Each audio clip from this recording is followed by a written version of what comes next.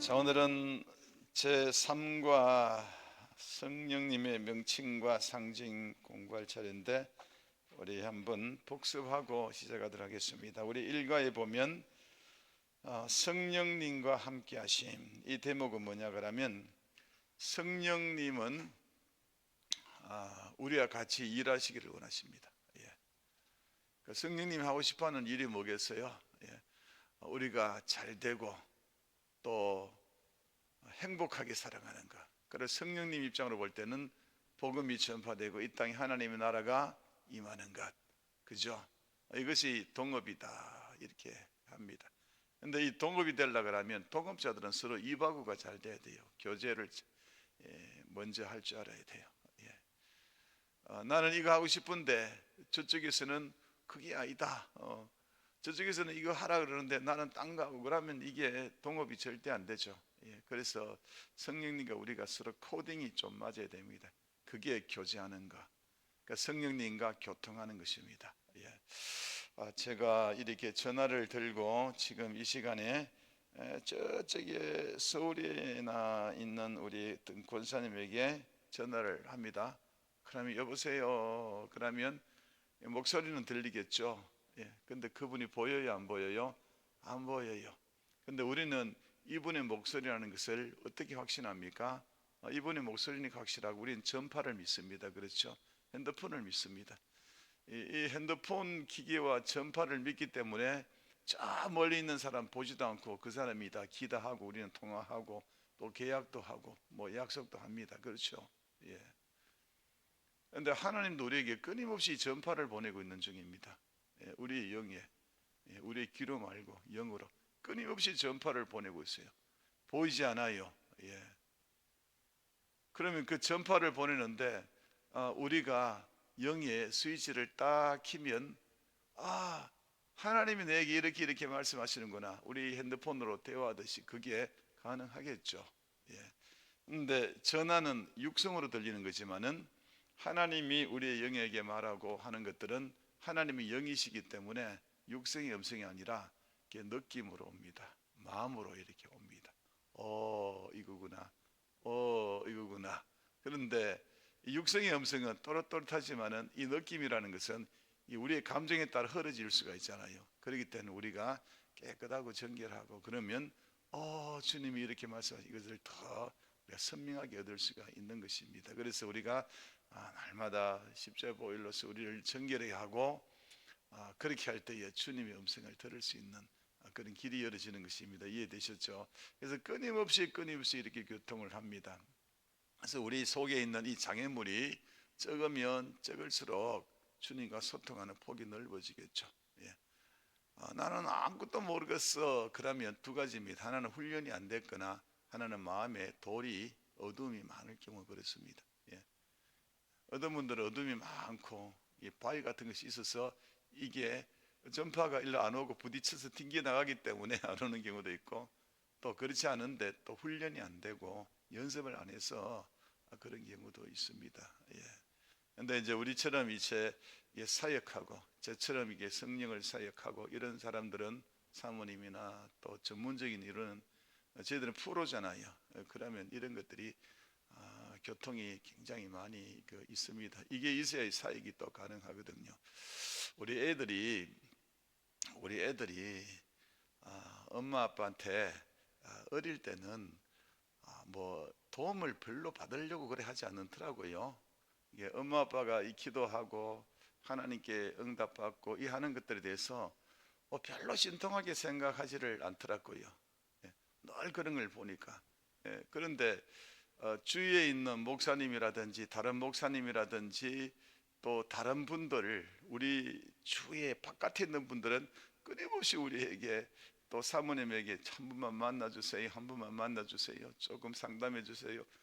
그분들이 원하는 것은 뭐냐라면 영적으로 어떻게 살아가야 될지, 하나님 뜻이 무엇인지 이런 것들을 몰라서 그러는 것들이거든요. 그거를 풀 줄 몰라요. 하나님의 음성을 들을 줄 몰라서.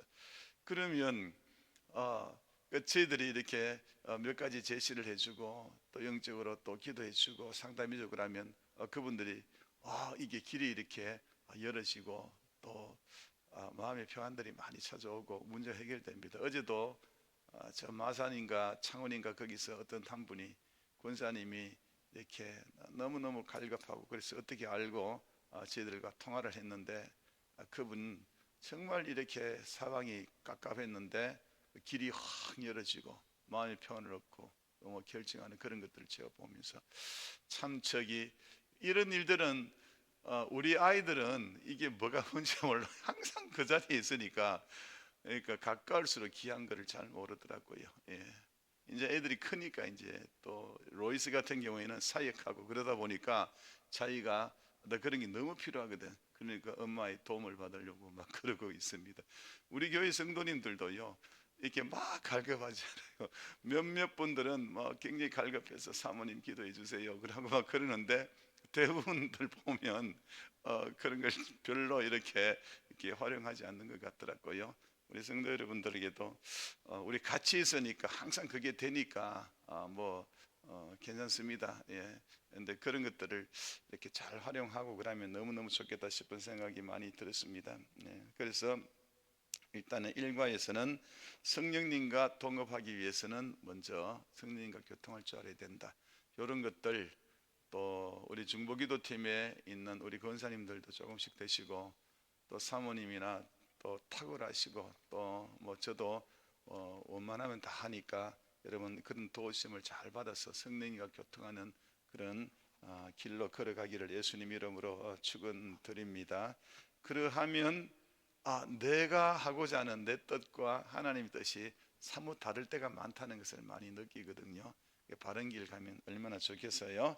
자, 2과로 넘어가면 성령님은 누구신가? 이 부분은 뭐냐 그러면 성령님은 인격을 가지신 분이시다. 이 부분에 대해서 우리가 2과에서 공부를 했습니다. 인격이라는 것은 뭐냐 그러면 지성과 감성과 의지를 가지신 인격인데 가지신 대상이기 때문에 인격체다 그렇게 이야기합니다. 우리 하나님은 인격체입니다. 하나님 모든 것을 아시고 또 하나님은 또 우리가 힘들고 어려울 때에 또 슬픔도 느끼시고 하나님 우리가 잘 될 때에 기뻐하시는 감성 가지시고요. 하고자 하면 해버립니다.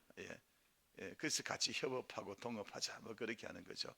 우리 또한 인격을 가졌습니다. 그러다 보니까 하나님과 우리 사이에는 지성과 지성의 만남이 있고 감성과 감성의 공감이 있고 의지가 있기 때문에 의기투합하면서 일들을 할 수가 있습니다. 그래서 하나님은 보이지 않지만은 인격이 있는 분이다. 그래서 우리는 하나님은 영이시다. 영이시란 말은 뭐냐라면 몸은 없지만은 인격체입니다. 이런 뜻이거든요. 우리는 몸이 있는 인격체, 하나님은 몸이 없는 인격체. 그러니까 인격체이기 때문에 서로 교통이 된다. 그래서 하나님과 많이 이렇게 교통 많이 하면 좋겠습니다.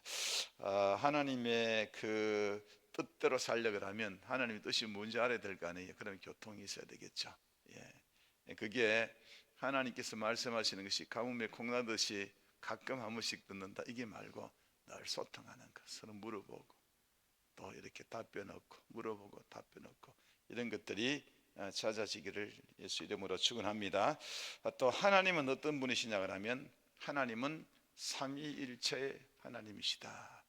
이 말이 뭐냐 그러면 하나님은 성부, 성자, 성령 하나님이 각각 독립된 인격체로 존재하시고 이 세 분이 한 분이시다.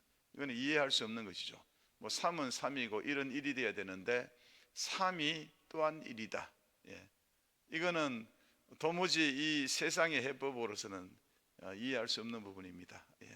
그런데 하나님은 그렇다는 겁니다. 그걸 하나님의 존재 양식이라고 그러는데 아주 독특한 존재 양식. 그걸 늘 다른 말로 삼위일체다 그렇게 이야기하고 있습니다. 뭐 이런 겁니다. 보시면 하나님은 성부 하나님 성경이 나오고 성자 예수님 성경이 나오고 성령 하나님 성경에 딱 나옵니다. 따로 이렇게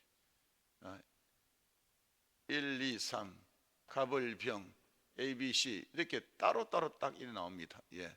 이게 서로 다 다르다는 겁니다. 달라요. 근데 이으로 볼 때는 삼신이잖아요. 신이 세 분이잖아요. 예. 근데 성경에는 이 세 분이 하나다, 똑같다 그러거든요. 이게 정말 우리 논리적으로 설명이 안 되는 겁니다. 요거로 볼 때는 일신이잖아요. 예. 그래서 성경에는 하나님의 존재 양식이 삼신, 일신 이런 방식으로 있단 말이에요. 예. 그래서 이거를 조금 더 신학적으로 초기 교회 때의 터툴리안이라는 사람이 트리니티라고 트리니티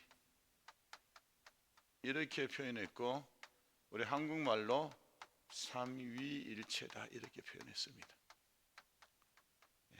이거는 신입니다. 이것도 신이고, 삼신일신 그러면 어감이 이상하기 때문에 삼위일체. 그래서 하나님의 존재 양식은 삼위일체다 이렇게 이야기하고 있어요. 이게 기독교의 하나님입니다. 그래서 기독교의 하나님은 뭐 어떻게 존재하시냐라고 그렇게 누가 물으면 삼신일신 삼위일체 하나님으로 존재한다 이렇게 보시면 됩니다. 근데 이 세 분은 때로는 성부 하나님이 일하셨다 이에 나오거든요. 그럼 이분이 각각으로 볼 때는 각각이지만은 또 한 분이시기 때문에 성부 하나님이 일하셨다 그러면 성부, 성자, 성령 하나님이 함께 일하셨다 이렇게 여러분 이렇게 받아들이셔야 됩니다. 성령 하나님이 일하셨다 그러면 성령 하나님, 성부 하나님, 성자 하나님이 세 분이 같이 일하셨다 이렇게 받아들이셔야 됩니다. 그런데 이 세 분이 각각 먼저 전면에 서실 때가 있는데, 창조 때라든지 구약에서는 성부 하나님이 전면에 서십니다. 성부 하나님이 먼저 전면에 서시고 성령, 성자 하나님이 함께 하지만은 이렇게 나타나지 않습니다. 성부 하나님이 나타나십니다. 그렇지만은 성부 하나님이 창조 때 구약 때에 일하신 것은 성령 하나님, 성자 예수님도 함께 하셨다는 것입니다. 그런데 성부 하나님이 더 전면에 주도적으로 나셨다. 그리고 예수님이 십자가에서 죽으시고 구속 사역은 성자 예수님이 전면에 서신 것이죠. 그렇지만은 성부, 성령 하나님도 함께 하셨다. 성자 예수님이 십자가에서 죽으시고 부활하시고 하늘로 올라가셨죠. 그 이후부터 주님 다시 오실 그날까지, 세상 종말까지는 성령 하나님이 주도권 가지고 전면에 서십니다. 그렇지만은 성부 하나님과 성자 예수님이 함께 일하시는 거죠. 그래서 오늘날에는 이 성령 하나님이 주도권 가지고 전면에 나시기 때문에 오늘날의 이 교회 시대에는 성령 하나님에 대해서 더 많이 알아야 된다. 더 많이 알아야 된다. 그렇게 이야기하는 것입니다. 그런데 이 장로교 신학이라든지 뭐 이런 데 보면 성령 하나님에 대해서 많이 가르쳐 주지 않고 예수님에 대해서, 하나님에 대해서 공부를 많이 합니다. 그래서 조금 아쉬운 부분도 있죠. 자, 제가 11과 동안에 이 성령 하나님에 대해서 쭉 성경에 나오는 걸 전부 다 찾았거든요. 말씀에 빼곡빼곡하죠. 그래서 이것을 다 공부하면 신학교에서 신학생들이 공부하는 것보다 더 많이 공부하는 겁니다. 이해되셨죠? 그래서 우리가 이 성령 하나님에 대해서 이렇게 이제 조금 더 살펴보기를 원합니다. 자, 오늘은 성령 하나님의 명칭과 상징이다. 성령 하나님은 다양한 호칭이 있는데 뭐 성령 뭐 이러기도 하고 또 하나님의 성령 뭐 이러기도 합니다. 하나님의 성령이라는 말은 뭐냐라면 하나님으로부터 나온 영이다 이런 뜻입니다. 그리고 또 그리스도의 영이다 이렇게 표현합니다. 이거는 예수 성자 하나님부터 나온 영이시다. 그러니까 이게 삼위일체의 원리와 그렇게 같은 것들입니다. 그리고 이분은 18페이지에 성령님은 보혜사로 이렇게 표현이 되어 있습니다. 성경에는 요한복음 14장 16절에 내가 또 다른 보혜사에게 너희에게 보내겠다라고 예수님이 이야기하시거든요. 그러니까 또 다른 보혜사 그랬거든요. 그러면 보혜사가 둘이다는 이야기인데 첫 번째 보혜사는 예수님이 보혜사였고요, 두 번째에는 성령님이 보혜사다, 그런 이야기입니다. 여러분 한번 따라할까요? 성령님은 보혜사다. 자, 그러면 보혜사 역할이 뭔가? 19쪽부터 쭉 나옵니다.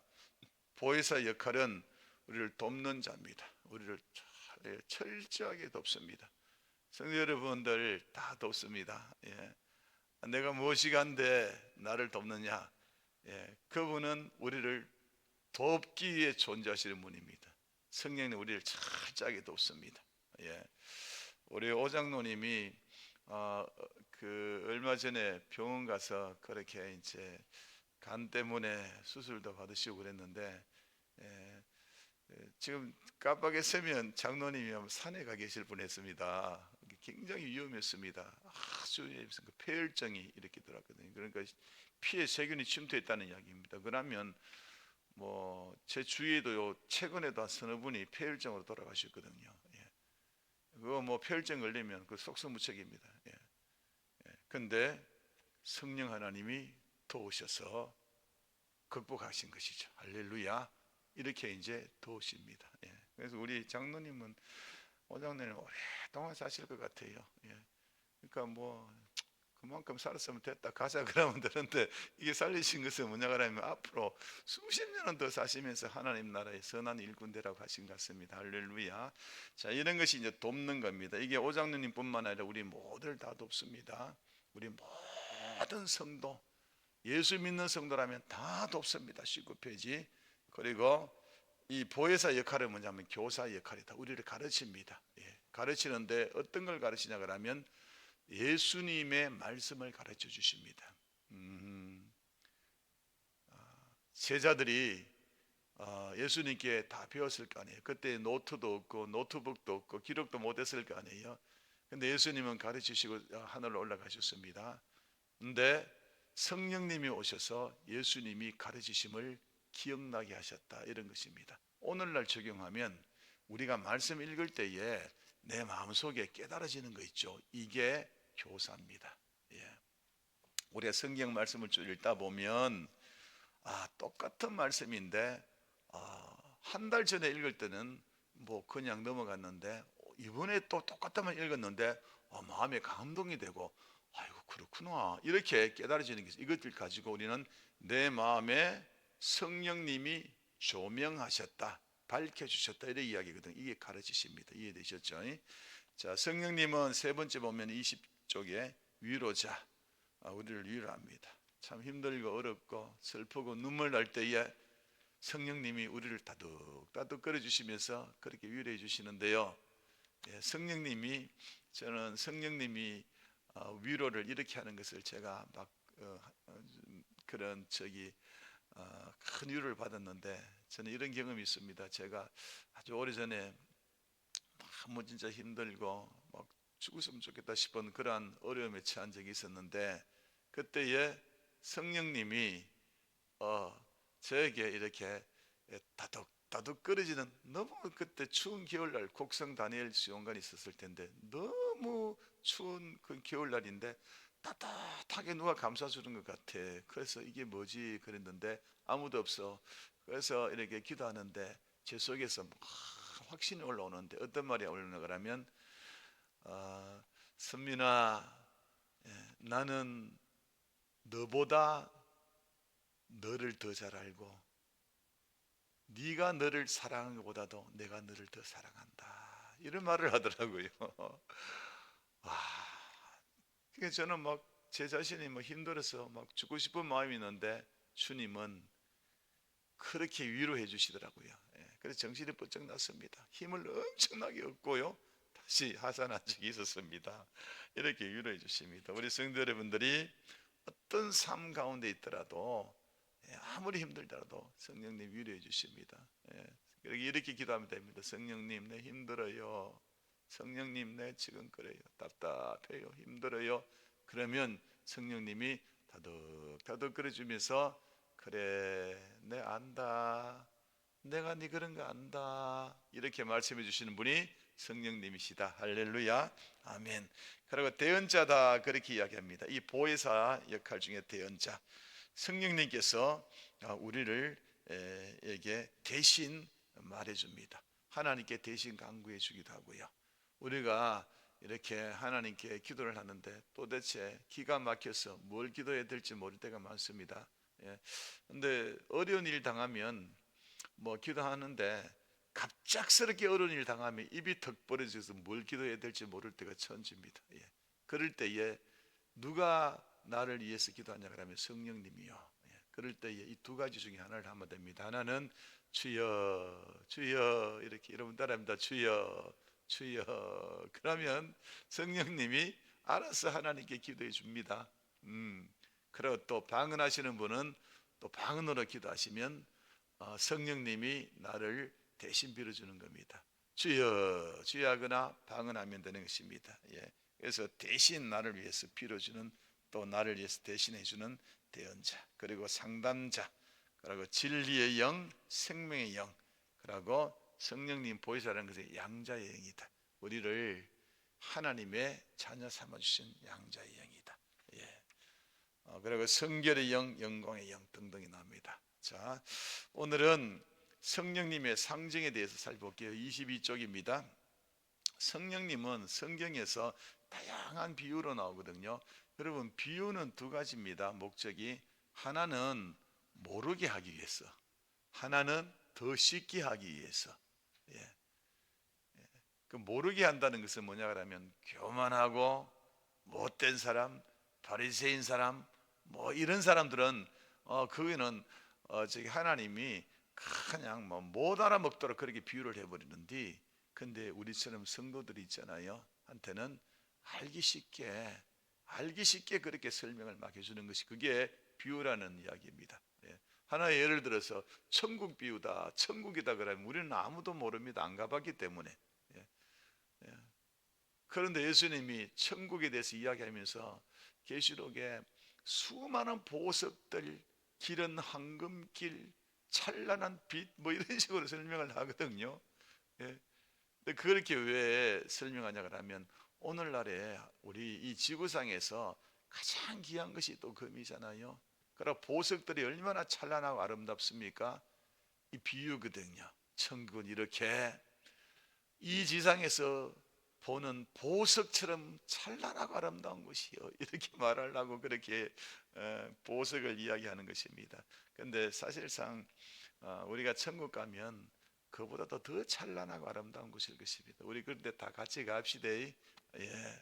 자, 마찬가지로 성령님도 여러 상징을 통해서 성령님을 이해하라고 그렇게 합니다. 첫 번째 뭐냐 하면 물, 성령님을 물로 상징한 것이 있습니다. 요한복음 7장 37절 9절 봅니다. 시작. 명절 끝날 곧 큰 날에 예수께서 외쳐 이르시되 누구든지 목마르거든 내게로 와서 마시라. 뭐를 마시라고요? 물을 마시라. 성령을 마시라 이겁니다. 나를 믿는 자는 성경 이름같이 그 배에서 생수의 강이 흘러 나오려 하시니 이는 그를 믿는 자가 받을 뭐라고요? 성령을 말씀하시니라. 그러니까 성령을 우리 속에 배에서 흐르는 생수의 강, 물로 표현했다는 그런 이야기입니다. 그래서 성령을 물로 상징했다. 이 비유죠. 메타포라 그렇게 이야기합니다. 이 영어로. 그럼 왜 성령을 물로서 표현했겠어요? 여러분, 물은 성질이 뭐예요? 우리 화성이라든지 또 수성이라든지 목성이라든지 또 우리 외계에 있는 어떤 뭐 별 행성을 찾으면, 항성을 찾으면 그곳에 그 생물이 존재하는지 안 하는지 과학자들이 그것을 탐구하잖아요. 그때에 첫 번째 보는 게 뭐냐면 물이 있느냐를 봅니다. 물이 있다 그러면 그곳에 생명체가 있다. 그러니까 물 속에서 생명체가 생명을 만들어내는 그런 근원이 있다, 이렇게 다 보거든요. 그래서 물은 생명체를 유지하는 데 필수적인 것이 물입니다. 물. 사람의 생명을 발현시키고 유지하는 데 절대 필요한 것이 이게 물이란 말이에요. 그럼 물은 또 깨끗하게 씻죠. 그래서 성령을 물로 비유한 것은 바로 이겁니다. 생명의 영이다. 생명 같은 영이다. 예. 우리 생명보다 더 귀중한 것이 없습니다. 그렇죠? 돈을 억만큼 벌었는데 내일 죽는다 그러면 이거 뭘 어디에 쓰겠습니까? 얼마나 억울하겠습니까? 생명보다 귀한 것이 없거든요. 이렇게 성령이 물로서 표현한다는 것은 생명이다. 생명같이 고귀한 것이다. 자, 두 번째 23쪽에 보면 성령을 불로 또 표현했습니다. 물불 안 가리네요. 불로. 자, 3장 11절 시작. 나는 너희에게 회개하기 위해서 물로 세례 베푸는 것이니와, 이 세례 요한이 하는 말입니다. 내 뒤에 오시는 이는 나보다 능력이 많으시니, 예수님이죠. 나는 세례 요한은 예수님의 신을 들기도 감당치 못하겠노라. 예수님은 뭐라고요? 시작. 성령과 불로 너에게 세례 베푼다 그랬습니다. 예. 성령과 불. 여기서 이제 불을 심판하시는 분이다. 예수님이 성령을 주시고 심판하시는 분이다, 이렇게 표현하는데, 그런 표현보다도 성령과 불을 어떻게 해석하냐 하면 불같은 성령, 이렇게 표현합니다. 이해되셨죠? 예.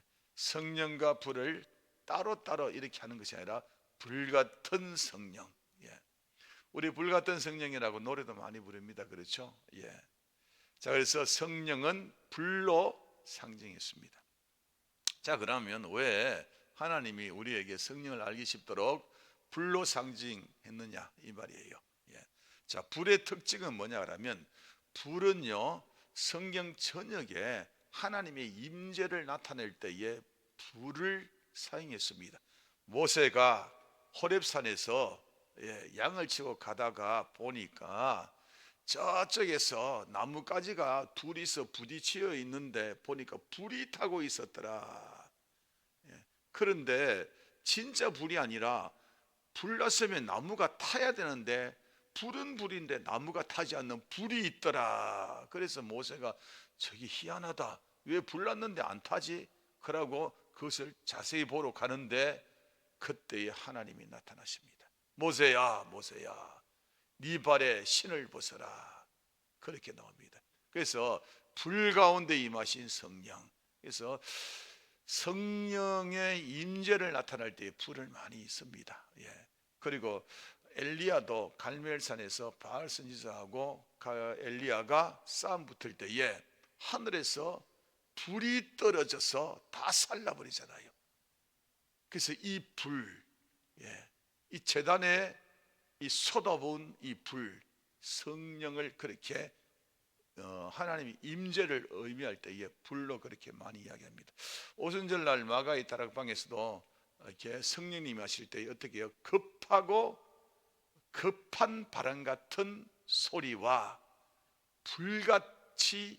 불같은 혀가 각 사람 위에 내려와 있더니, 그렇게 이야기합니다. 그랬더니 성령의 충만함을 받았다. 그래서 사도행전에 오순절 마가의 다락방에도 이게 성령을 불로서 그렇게 표현했습니다. 예.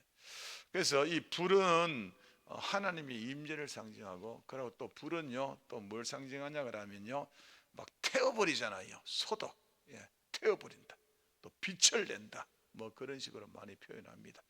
자, 이번에 불에 보면 뜨겁게 달군다 했을 때 사도행전 2장 46절 있죠. 이거는 이게 제가 잘못 기록합니다. 이것도 지워주시기 바랍니다. 꽃표 쳐주시고요. 어쨌든 간에 하나님 성령의 불로서 상징한다는 것은 바로 하나님의 임재, 정결, 뭐 이런 것들을 의미한다, 이렇게 보시면 됩니다. 자, 세 번째 보시면요, 성령을 뭐라 표현했습니까? 바람. 그렇습니다. 바람으로 그렇게 표현했습니다. 어떤 사람이 이렇게 묻습니다. 아니, 성령님이 물이라고 그랬는데 왜 또 불이라고 그래요? 물하고 불은 삼극인데 왜 물이 나오고 불이 나오고 그냥 서로 막 치고 박느냐, 이렇게 이야기하는 분 계십니다. 그게 아니고요, 하나님이 상징했는 겁니다. 때로는 물로, 때로는 불로. 왜 물로 상징했나? 생명의 근원이다. 왜 불로 했나? 하나님의 임재의 상징이다. 그런 것이지, 이게 뭐 왜 이랬나 저랬나 이런 거 아닙니다. 아셨죠? 때로는 바람으로 그렇게 표현했습니다. 요한복음 3장 8절 시작. 바람이 임의로 불매 내 그 소리를 들어도 어디서 와서 어디로 가는지 알지 못하나니 성령으로 난 사람은 다 그러하니라. 자, 이 바람이라는 것은 어디서 와서 어디로 가느냐. 요즘 같으면 기상이 이 발달돼서 구름 위 쫙 꼭대기에서 사진 찍고 고기압에서 저기압으로 이렇게 흐른다는 것을 과학적으로 알기 때문에 바람의 통로도 알고 그러는데, 이 당시에는 알 길이 없었습니다. 그렇죠? 그래서 바람이 뭐 지멋대로 분다고 그렇게 이야기하는 거예요. 예. 마치 이거를 성령의 역사를 그렇게 표현하는 거예요. 성령은 바람처럼 나도 모르게 일하신다. 그래서 바람으로 표현했다라는 것입니다. 이 영이라는 거 있죠. 성령 할 때 영. 영은 이 헬라어로 원어로 푸뉴마라고 합니다. 푸뉴마. 예. 예, 푸뉴마. 그리고 성령을 성령은 영은 푸뉴마고 성령은 거룩할 성자니까 헬라어 거룩하다 하기온을 붙여서 하기온 푸뉴마 그렇게 이야기하거든요. 예. 근데 바람은요, 공기의 흐름이잖아요. 공기의 흐름. 그리고 또 바람을 우리의 숨결, 호흡이라 그러기도 합니다. 같은 의미입니다. 바람, 숨결, 호흡, 똑같은 그런 이야기입니다. 예. 예. 그 바람은 사람에게 생기를 부어주잖아요. 그렇죠? 바람 안에 공기가 생기를 부어넣듯이 이 성령이 바람으로 일하는 것은 뭐냐 그러면 우리 속에 나도 모르게 들어와서 내 죄를 풀어내고 내 속에 걱정과 염려를 풀어내는 내 영혼을 이렇게 후레시시키는 그런 역할을 한다. 뭐 그렇게 하기 위해서 바람으로 그렇게 했다. 여러분 이해되셨죠? 예. 자, 네 번째 24쪽 보면요, 성령을 뭐라고 표현했습니까? 기름으로 표현했습니다. 기름. 자, 요한일서 2장 27절 시작. 너희는 주께 받은 바 기름 부음이 너희 안에 거하나니. 이게 기름 부음을 성령으로 바꾸어 읽으면 됩니다. 성령이 너희 안에 거하노니 아무도 너희를 가르칠 필요 없고 오직 그의 기름 부음이, 성령이 모든 것을 너희에게 가르치시고 또 참되게 거짓이 없으니 너희를 가르친 그대로 주 안에 거하느니라. 그렇게 이야기합니다. 그러니까 성령을 기름으로 그렇게 표현했거든요. 예. 그런데 성경에는 기름에 대한 이야기들이 겁나 많이 나옵니다. 네. 구약 성경에는 기름을 할 때에 어떻게 하는 게, 직분 줄 때요. 목사 직분 줄 때 기름 부음 받는, 우리 장로님 기름 부음 받아서 장로님 되시고, 안수 집사님이 안수 받는 게 이 기름 부음이거든요.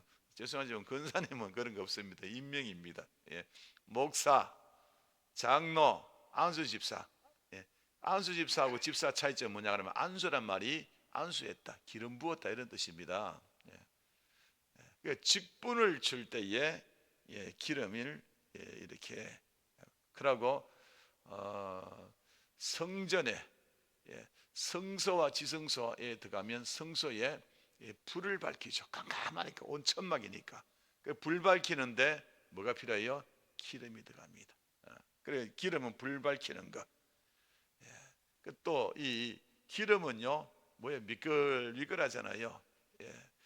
여러분 그 무릎이 아프신 분들은 뭐 태행성관절염 그러면 병원에 가서 주사 한 번씩 맞으면 무슨 주사입니까? 그 안에 이렇게 미끌미끌한 그 기름이 잘 돌아가도록 이렇게 하는 것이 그게 맞는 거잖아요. 윤활유단 말이에요. 기름은 윤활유입니다. 그리고 또 기름은요, 사람을 고칠 때 많이 사용했었어요. 기름 발랐다. 그래서 상처의 치료제로 그렇게 많이 합니다. 여러분 저는 그 연고 중에 제 연고들 이렇게 상처나면 연고들 이런 것들 거의 잘 바르지 않고, 저희들 집안에는 어릴 때부터 우리 애들이 뛰놀고 뭐 무릎 깨고 머리 깨고 저도 다치고 그러면 꼭 바르는 게 있어요. 사모님이 발라주는 게 뭔지 아세요? 바셀린. 이게 만병통이, 바셀린이 화장품도 되고 머리 깨져도 바셀린 발라버리고 상처나도 바셀린 발라버리고, 근데 그게요 잘 나아요. 어지간한 것보다 나아요. 그래서 혹시나 연고 없으면 바셀린 바르세요. 바셀린이 기름이에요. 이게 윤활제거든요. 그래서 기름이라는 건 바로 이런 것입니다. 이렇게 직분 주고 성소 밝히고 그리고 윤활유 서로 화목하게 하고, 또 이 기름은 상처의 치료제다. 그래서 우리 성경에 기름으로 그렇게 할 때 성령님이 이런 역할을 한다. 성령님이 기름으로 우리 가정에 역사한다 그러면 부부 관계의 관계가 기름처럼 원활하고 자녀 관계에 원활하고, 근데 기름이 떡 떼버리면 안 되지만은 이 기름처럼 이렇게 윤활유가 있는 그런 아름다운 가정들, 자녀 간에 소통되는 여러분 다 되시기를 축복드립니다. 성령님이 역사하면 그런 일이 일어난다. 할렐루야. 자, 다섯 번째 보면 성령을 뭐로 또 상징하냐 하면 뭐라 합니까? 피다. 자, 호세아서 6장 3절 읽습니다. 시작. 그러므로 우리가 여호와를 알자. 힘써 여호와를 알자. 그의 나타나심은 새벽빛같이 어기없나니 비와 같이 땅을 적시는 늦은 비와 같이 우리에게 임하시리라. 비와 같이, 늦은 비와 같이 그렇게 이야기하잖아요. 이게 비단 말이에요. 비는 뭐하고 관계 있겠어요? 농사하고 관계 있죠. 비가 내려야지 농사가 잘 되죠. 그런데 이 나라에는 비가 두 번 옵니다. 우리처럼 비가 이렇게 종종 오는 것이 아니라 이 거의 다 광야 지방이고 산악 지방이잖아요. 늦은 비와 이른 비라는 게 이렇게 두 가지 비가 이렇게 거기서는 이렇게 쭉 이렇게 내리시거든요. 그 이른 비는 이게 3월 달에 이렇게 이른 비가 3월이가 10월이가 이른 비는 10월이네. 10월 달에 내리는 것이 이른 비예요. 우리는 10월 달에 추수하지만 이 사람은 거꾸로 10월 달에 경작을 합니다. 자, 이제 경작을 하려고 하면 비가 조금 내려줘야지 땅이 좀 촉촉해야지 이렇게 포크레인 잘 발가네요. 그죠? 그때의 경작을 위해서 이른 비가 내립니다. 그리고 늦은 비는 3월 달입니다. 우리는 3월 달에 경작하는데 여기는 3월 달에 추수를 합니다.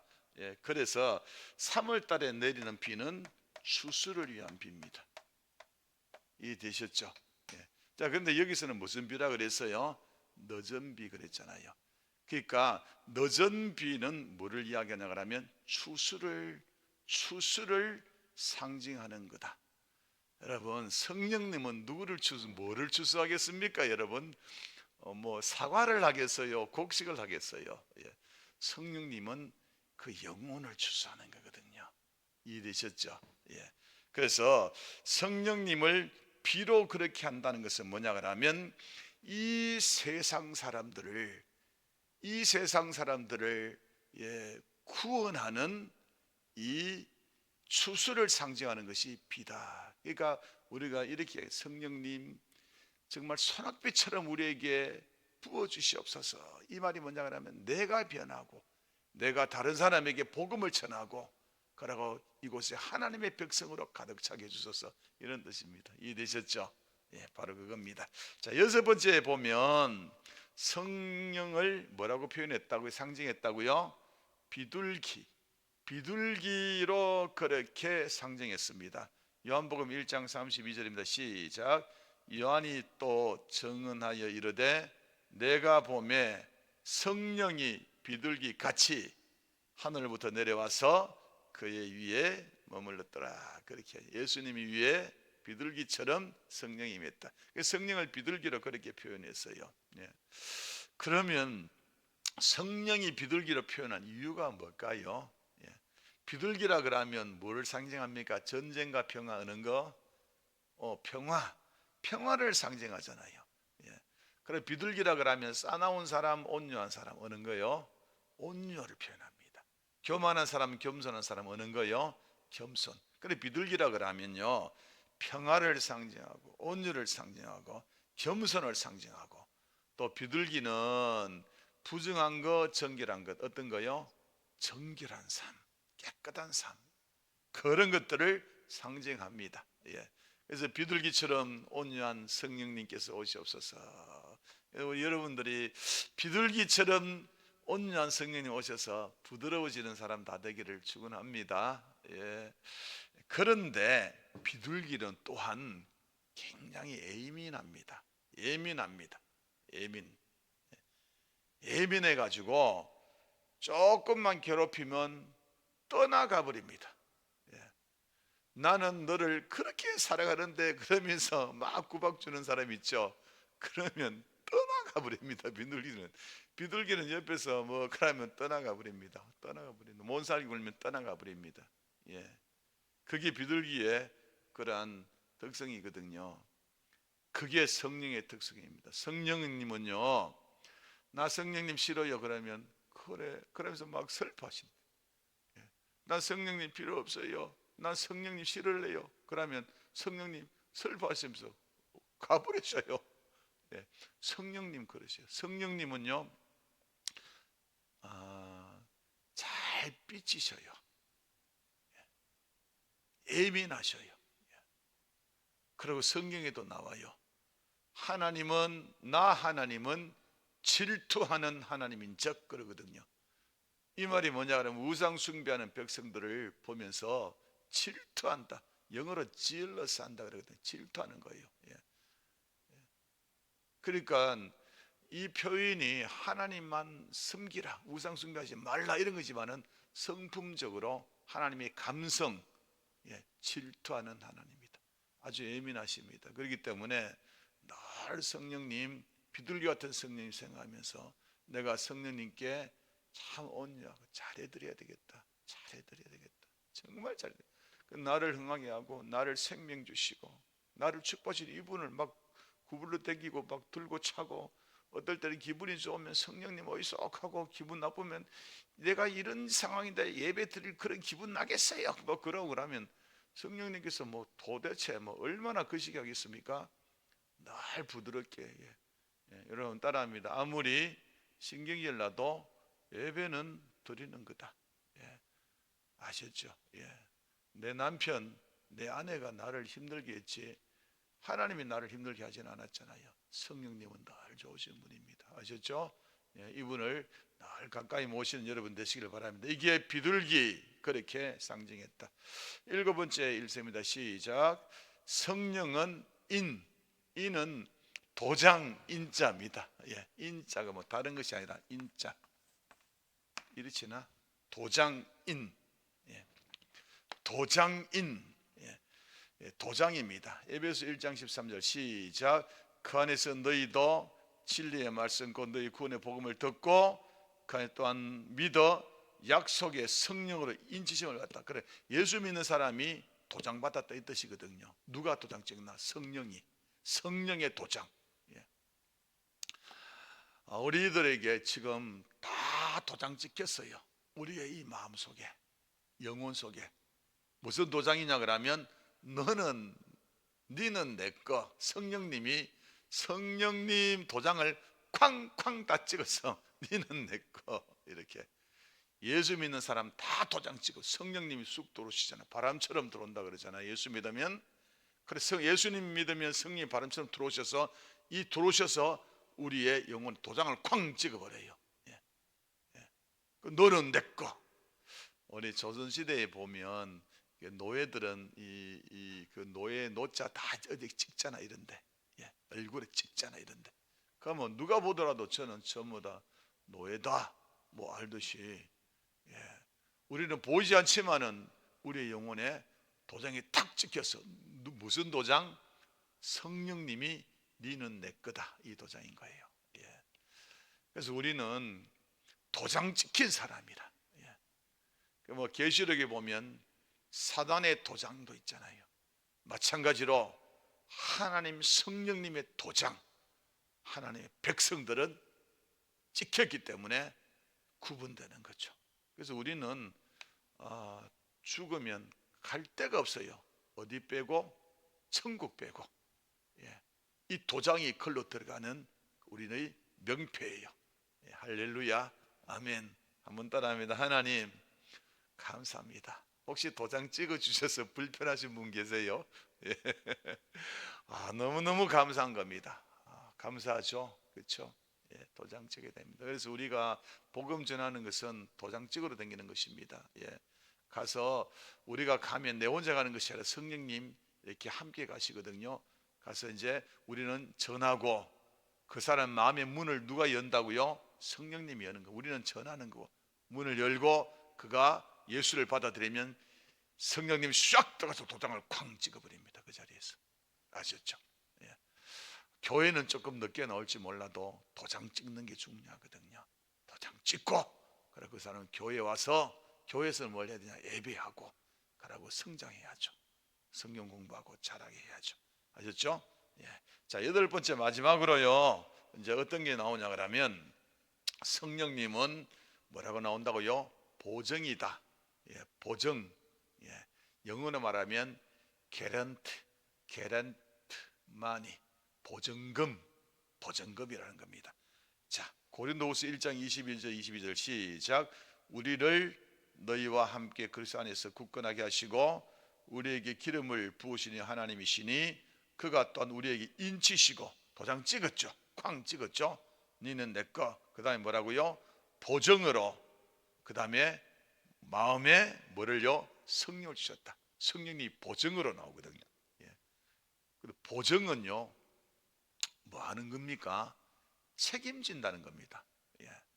책임진다는 거예요. 예. 예. 그리고 보증은 지금은 나의 것이 아니지만은 나중에 막대금을 지불하면 내 것이라는 하나의 정표입니다. 그렇죠? 예. 이게 보증입니다. 예. 예. 내가 이 집을 살려고 계약을 했습니다. 예. 그런 계약금을 걸고 보증금 준 거죠. 예. 예. 그거는 뭐냐 그러면 나중에 집 다 산다, 막대금 지불하겠다, 이게 보증이잖아요. 예. 사람끼리 계약은 뭐 바뀔 수 있지만은 하나님이 보증했다는 것은 뭐냐 그러면 도장을 탁 찍었어요. 예. 도장을 탁 찍었어요. 너는 내 것이다. 그런데 우리가 지금 이 세상에 살고 있잖아요. 죽어서 어떻게 될지는 모르잖아, 솔직하게. 죽어서는.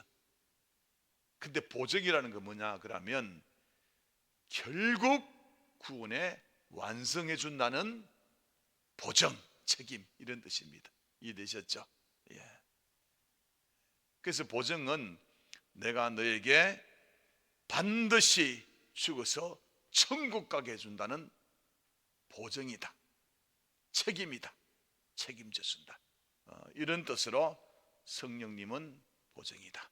그래서 만약에 예수님을 믿으면 구원을 받는다, 천국 간다, 그런 것은 우리는 앞으로 미래에 일어날 일들입니다. 그러면 예수님이 믿으시면 천국 간다, 하나님의 자녀 됐는데 천국 간다, 미래 일인데 천국 간다는 것을 책임지는 보증을 위해서 성령을 주셨다. 예. 그래서 성령이 예수 믿으면 내한테 온 것은 천국 간다는 보증이다. 할렐루야. 이게 바로 보증이라는 것입니다. 그래서 성령님은 너를 끝까지 책임져 줄게. 사랑하는 성도야, 끝까지 책임져 줄게. 끝까지. 언제까지? 죽고 난 뒤까지 내가 너를 책임져 줄게. 완성시켜 줄게. 영화시켜 줄게.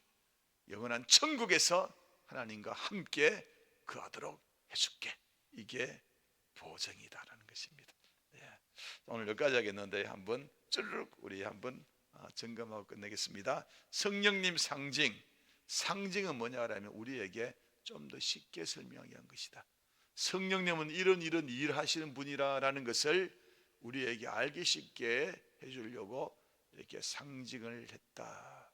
메타포를 했다. 성령님은 물이다. 예, 생명의 근원이다. 성령님은 불이다. 하나님의 임재의 상징이고, 성령님은 정결하게 한다. 성령님은 바람이다. 너에게 정말 성령께서 함께 하심으로 말미암아 우리를 새롭게 해주신다. 성령님은 기름이다. 성령님은 뭐냐? 기름은 우리의 직분주고 성소를 밝힐 때 뿐만 아니라 우리끼리 서로 화목하게 성도끼리, 그러고 상처 치료제다. 치료하시는 하나님이다. 그래서 우리는 기도할 때에 하나님 기름 부어 축복하시고 치료해 주옵소서, 그렇게 기도하는 것입니다. 성령님은 비다. 수확하는 비다. 너와 동업하면서 영혼들을 구원하자. 여러분, 우리 전도 좀 많이 하십시다. 할렐루야. 아멘. 이웃들 전도하십시다. 그리고 비둘기다.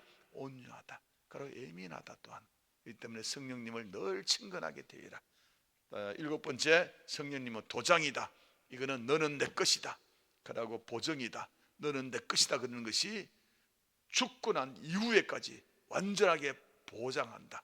책임진다. 이것이 바로 성령님이십니다. 성령님은 이렇게 많은 일들을 하십니다. 우리 예수 믿고 난 이후로 이제 우리 천국하는 그날까지 수많은 일들을 하십니다.